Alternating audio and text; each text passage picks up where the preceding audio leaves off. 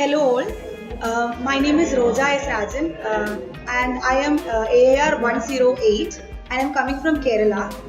I just wanted to share a few insights regarding my Indian society preparation. So Indian society is a region that those who are not having sociology optional or anthropology optional struggles a lot. Because when it comes to Indian society, more than the content, it is the answer writing skill that has to be developed. So first, I will deal with how the content part was managed by me. So when it came to Indian society, I knew that it should not be written with the depth that a sociology optional student should be writing. It should be in a very general manner. So I took the topics. So in Indian society, suppose the topics is diversity, salient features, globalization, communalism, regionalism, and secularism.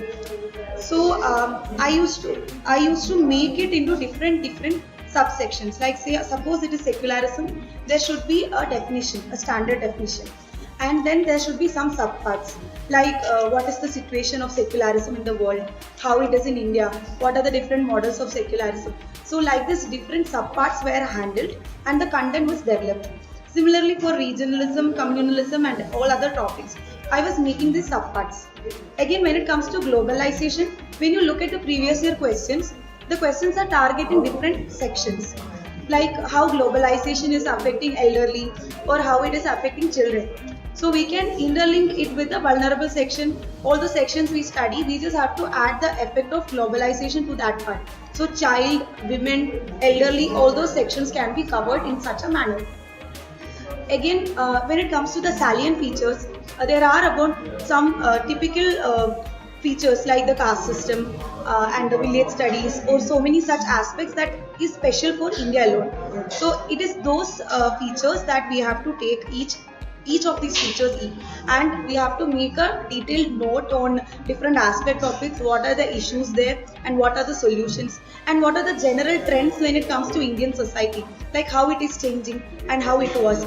Those kind of basic understanding we have to get for Indian society.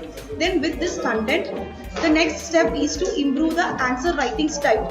So when it comes to answer writing, that applies to essay, GS and your optional papers. The most important thing is the person reading it. The person reading it should be able to understand exactly what you are trying to convey.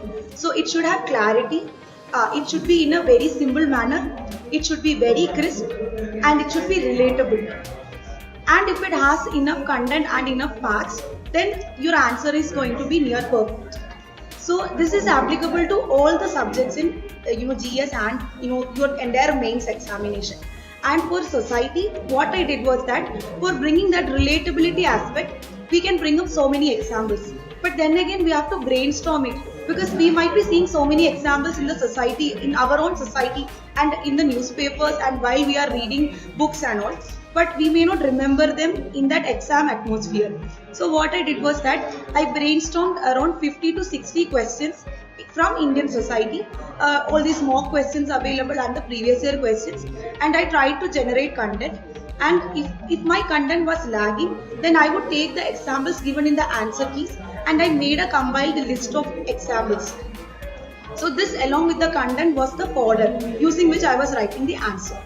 And again, when it comes to writing the answer, try to bring a flow to the answer from introduction. There can be a connecting statement, then the points can be given in a very crisp and simple manner, and the examiner can also recognize the different sections in the question being addressed so that the answer looks like a dress that is perfectly stitched for the person who is going to wear it. The answer should be perfectly suited for the question being asked. So if this can be brought in society as well as in all the GS papers, it will definitely reflect in your marks.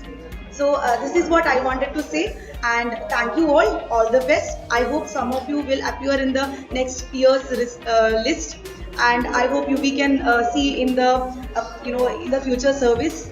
So bye.